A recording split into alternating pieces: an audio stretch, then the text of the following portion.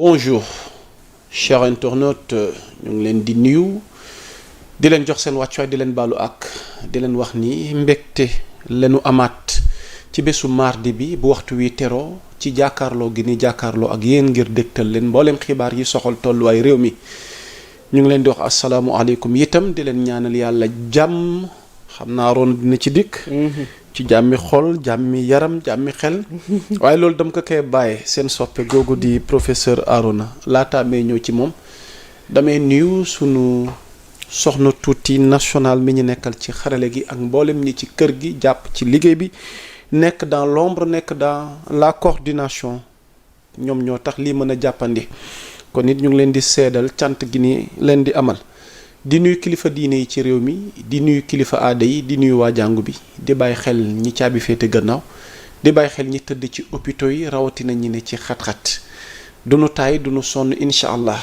di ñaan yàlla rek mu may ñu tal ak fekkee kattan ba nu mën a àggale suñu yéene ci di leen xibaar ak di leen amal ay waxtaan yi nga xamante ni nag dafay jëm ci tolluwaay réew mi mbégte lee doon saa su ne ñu dikk ci décryptage bi fas yéene ko sekk ak duñu ko présenté dañ koy bàyyi mu nuyoog yéen xam naa ni namoon ngeen ko waaye du ñàkk ni moo leen raw professeur Arona Niang nous sommes de retour pour un nouveau numéro de la semaine ci ces décryptages sa soppe yaa ngi lay xaar ñi lay topp ak lay xaar ñi lay bàyyi xel ak lay xaar diaspora bi surtout waaw di la yóbbante cant ak ñaan mboolem ñu ñuy dajal te dinu gis dinu yóbbante daal ci yow xam naa dinañ ci dikk ci biir waxtaan wi mon frère maa ngi lay nuyu di la dalal sur Sénégal 7 maa ngi laa fay maa ngi laa jox sa wàccuwaay ak sa yéeguwaay di ñaan yàlla defal nu jàmmi xel jàmmi xol ak jàmmi yaram wérub xol wérub xel ak wér gi yaram waaw borom bi subhaanahu wa taala taxawunu jàppale nu jàppale réew mi jàppale nit ñi jàppale ñëpp moom it mu jàppale ñu man ak yow ba lii ñuy wax fii mu doon luy defar mu bañ a doon luy yàq te aussi ñuy fàttali ñi tooñuñu kenn faruñoo kenn mais yàlla rek a tax ñu toog fi di wax te yàlla na boobu noonu continuer di tax yàlla mën na ko dina ko def insha allah jërë ngeen jëf kon lu waay di wax na doon yàlla rek tax waaw lu waay di wax lu ne na doon yàlla rek tax kon waroo cee seet kenn loolay objectivité bul xool lu ko neex moom parce que entre Dieu et autre chose il faut choisir Dieu car si tu choisis Dieu tu auras non seulement Dieu et cette chose mais si tu choisis l'autre chose tu perdras Dieu et cette chose donc choisis Dieu saa yi waxtaan bi tàmbali naa neex di kenn du yow xam nga yow kuy def ak yow émission philosophe nga il faut moom xam naa nag gars yi nag namoon nañ lii waaw loolu daal donc lu waay di def rek na ci seet buur bi subhaanahu wa taala ndax lu mu yàgg bu doon yàllaa taxoon nga def ko waaw lu mu yàgg vaar bi dina ñëw dëgg dina feeñ lu mu mënti yàgg di nga ko dund balaa ngaa dee di nga ko gis yàlla dina la ko wan parce que Dieu communique avec nous car nous sommes des pensées passées non adaptées au présent tàccu leen loolu bind leen ko ci commentaire yi di leen nuyuwaat yéen ay soppeem di leen nuyuwaat yéen ñi ci réew mi yéen ñi ci diaspora bi surtout waxtaan wi nag dara xewagul loolu ubbi bi la rek mais Arona damay dëpp pyramide waxtaan bi li ma waroon a tàmbalee bàyyil ba ci kanam parce que dafa am xibaar goo xam ne foog ma dégtal ko internautes yi mu jëm ci wàllu sport mais sport boo xamante ni sport national la di la lutte mu di làmb keroog làmb rëg-rëg ak ki nga xamante ni moom mooy Boy Niang ci seen débat bi yooyu ñuy jëfandikoo ci wàllu musique gis nañ ni rëg-rëg bi muy sotteeku saafara ci biir enceinte bi siom ba dafa am muus mu ci newoon muus ay muus xibaar am na nag Arona donc xibaar gi mooy yéen ñi ñuy seetaan par rapport à cette polémique bi nga xamante ni moo jëmoon ci bain mystique avec les chatons des chatons sax ay muus Reug-Reug suspendu par la fédération de lutte Arona donc l'information mooy Reug-Reug suspendu par la fédération de lutte li gars yi di wax tuuti daggal ma loolu gaaw maam ku ma tooñ la fédération sénégalaise de lutte a décidé de sévir contre Reug-Reug qui a provoqué une polémique après un bain mystique avec des chatons. Malgré sa victoire face à Boy Niang 2, il a été suspendu 6 mois, dont 3 mois fermes et 3 mois avec sursis. La fédération de lutte annonce également une ponction de 10% de son reliquat face à Boy Niang 2. Face à l'émotion légitime exprimée par de nombreux citoyens, amateurs de lutte, organisations de défense des animaux et acteurs de la société civile, la fédération a procédé à l'examen des faits conformément à ses prérogatives, a annoncé la fédération lors de la proclamation de la suspension. kon mbokk yi ci tënk liñ leen di xamal ni moom rëg-rëg Oumar Kane defe naa ci turam waaye ci turu làmbam ngeen gën ko min ci rëg-rëg soxna tuuti maa ngi lay yóbbante bataaxal bi nga xamante ni moom la fédération bi génne nga daal koy illustrer au grand bonheur des internautes yu ñuy suivre. Donc waa fédération sénégalaise de lutte li nu def mooy jël sanction jël dogal jël daan teg ko ci ndoddu Oumar Kane moomu ngeen miin ko ci turu rëg-rëg waaye yàlla dogal na nag moo am ndam ci kaw mbëru Pikine ba xam naa Arona dina ma waxtaan lu tax waa Pikine bokk defet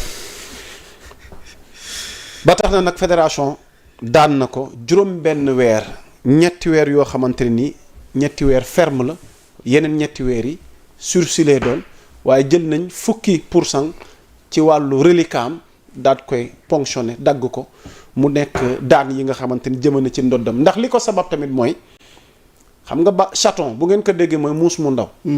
chat muus chaton muus mu ndaw waaw. muus mu ndaw moom muy wundu moom la rëg-rëg boole woon ci suyoo ak i saafara sotteeku ko mu nekk ay images yi nga xamante nii bëri na ñu ko ñaawlu ci askan wi waaye bëri na ñi ko ñaawlu tamit ci ñi nga xamante ni seen yitte seen xëy ak seen ngont ma nga jëm ci di aar li nga xamante ni moom mooy mala yi ba tax na nag fédération sénégalaise jël na responsabilité am daa dee daan mbër moomu nga xamante ni moom mooy rëg-rëg bu ko defee xam naa mbir mi servir de leçon Arona ngir bu ëllëgee nu bàyyi xel ni tey moom di nga ma wax ci fonk gi doomu aadama war a fonk mala yi ndax ci ñun lañ bokk. waaw am déet. waaw li dal rëg-rëg Arona sa réaction vite fait. mais sanction bi nga xam ne fédération sénégalaise moom la jël ci ndoddam. mais safu ko. safu ko. saful kan. rëg-rëg sanction bi safu ko. bon 10 millions 10% de 100 millions peut-être je donne un exemple. C'est 10 millions. moom il combat avec des cachets de 300 millions et quelques. ci MMA beeg yooyu.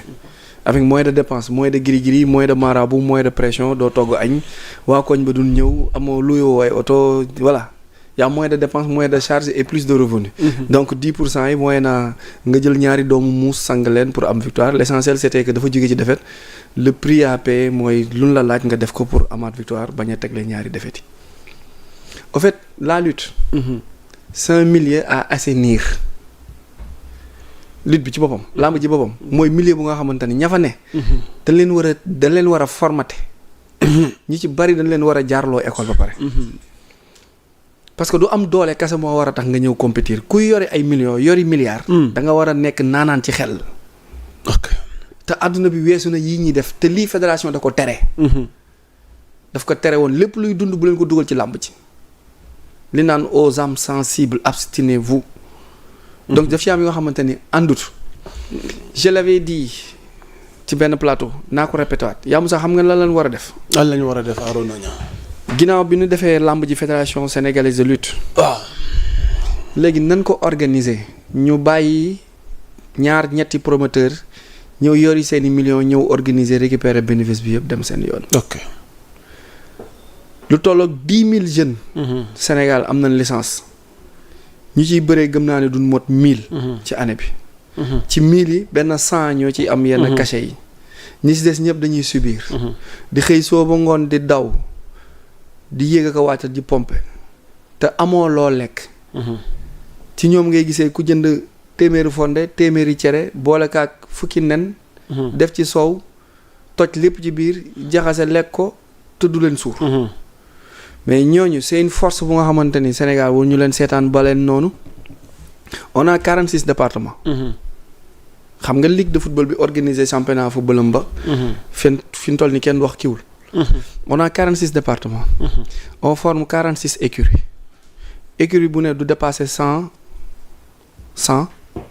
lutteurs. nga diviser leen par catégorie de poids. ngay organiser làmb ji par tournoi. tous les mercredis et les samedis et dimanches. promoteurs yi ñëw nekk ay actionnaires. état bi garantir. sponsors yi ñëw ñu teg prix. catégorie 75 kilos wala 65 kilos ki jël tournoi final bi am na tant de millions. ba ci les super poids lourds. ñu teg ko. léegi bu fekkee Pikine Guédiawaye Diamaguène Sicap Mbao dafa bëri ay mbër. mais mbër mu ne am na fu sa papa cosaanoo. ki nga xamante ni yow Kousanaar nga jógee nga dem défendre drapeau Kousanaar. ki jigee Bambey dem Bambey ki jigee Kédougou dem Kédougou ki jigee Kolda dem Kolda. ñu former ay écurie avec un nombre de lutteurs restreint ñuy compétir chaque semaine wala boog chaque 2 semaines chaque 3 semaines moyennant un cachet bu nga xamante ni promoteur bi nga xamante ni dafa dugaloon xaalisam day nekk actionnaire. su sponsor bi ñëwee bu championnat bi jeexee mu récupérer xaalisam. ba pare. progressivement nga teg benn plan nga leen fii ak 3 ans 5 ans képp kuy dugg ci làmb ji indil BFM. oui képp kuy dugg ci làmb ji bul sax laaj CFA ne leen indil BFM ça va les pousser à devenir plus professionnel plus correct ça va les pousser à devenir normal aussi ñu mën a bàyyi environnement bii ñu nekkee nii parce que.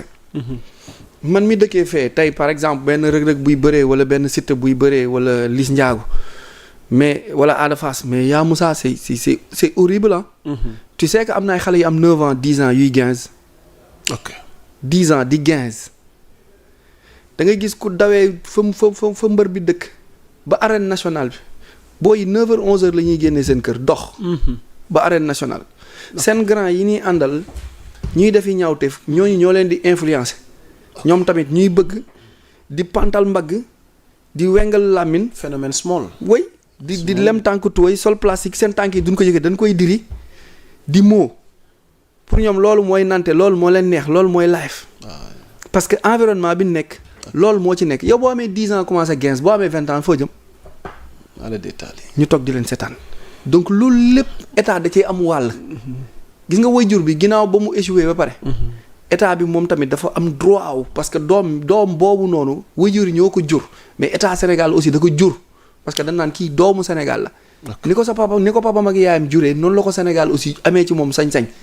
te ñettay yar kër gi mbedd mi ak état bu mbedd mi kër gi échoué état dafa am sañ-sañu préserver protéger sàmm ay ndawam waru leen bàyyi noonu Sénégal 50% de la population amuñu 20 ans. 50% de la population Sénégal 2006 lañ judd ak léegi moins de 15 ans yi moins de 20 ans yi tellement nombreux on touche du bois amul orientation. lu dul yeewu boot sa saak jox la 200 nga dem école ñëwaat. on contrôle pas lan ngay def fan ngay dugg ak fan ngay génn mais ñooy ñëw xool gis benn rëg-rëg di bëre benn Boy Niang ji bëre ñu fànk ci koñ bi commencé yéeg duni yéeg wàcc bu nu amee tuuti doole way ñu la amal fit mënal xeex. après bon on te ramasse kon làmb ji lan la làmb ji au lieu mu nekk solution làmb ji nekkul solution rescapé yi lay récupérer échappatoire la pour ñi nga xamante ne dañoo jàpp ni amuñu benn carrière pourtant Mike Tyson wala Yékini ñoom Bombardier yooyu wane wuñu loolu. wane woon nañ benn voie bu nga xamante ni mënoon na si jàll. mais état bu sàggan ak état bu toog di seetaan lii rek lay jur moo tax bu ay coow amaatee te qu'on se prépare nag gis nga bis bu coow amaatee ba la rue jugaat. xale gën nañ am doole gën nañ sakkan gën nañ am fit gën nañ mën xeex. ok yii yëpp ci lu nu war a régler parce que après loolu rek def noonu day tax keneen ku ne sañ def lu la neex. parce que télé nga ko wane heureusement qu'il y a eu sanction et que mu servir de leçon. sanction bi du dara yaa Moussa. mais je pense que ni peut-être. tu lui retires sa licence pour 3 ans. waaw mais bu nu xeloo xam nga mën nañ dem progressivement quoi. étape par étape quoi. ñu bañ a xëy rek dóor yëf yi mu métti. mais defe naa ni lii alerte la dina tax yeneen bëri bàyyi ci xel pour une prochaine fois et li nga wax c'est très important Arouna en tout cas il y a lieu quand même d'assainir la lutte et que xëy na nous faisons confiance à notre fédération sénégalaise de lutte donc mu mel ni xibaar gaa ngi noonu mu nekkoon premier point bi nga xamante ni maak Arouna ñu ngi ko jagleeloon Reug Reug qui est suspendu pour 6 mois par la fédération sénégalaise de lutte dont 3 mois ferme et 3 mois avec sursis.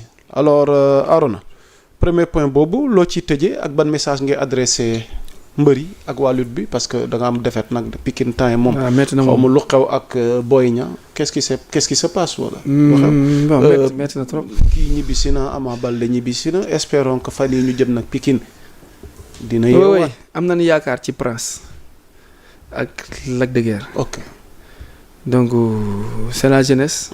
Il est le plus jeune. Très correct, très discipliné. C'est le plus grand de la lutte sax parce que il dépasse les 2 mètres. Ancien basketteur donc Prince ginnaaw raay Pikine am nañ ci yow yaakaar. fi mu toll nii jàmbaar yow rek yaa fi des. yow dong yaa fi des ñu ngi lay tàllal suñu loxo. ñu ngi lay ñaan jàppale ñu rek drapeau bi bu mu daanu. waaw parce que boo daanoo rek. dina ñaaw. incha allah bon courage. incha allah alors mbokk yi mu mel ni waxtaan wi dafay dox di wéy ak le professeur Arona nekkoon sunu premier point ñeel làmb ji. ak xibaar gi nga xamante ni moom moo wadd dal ci ndoddu.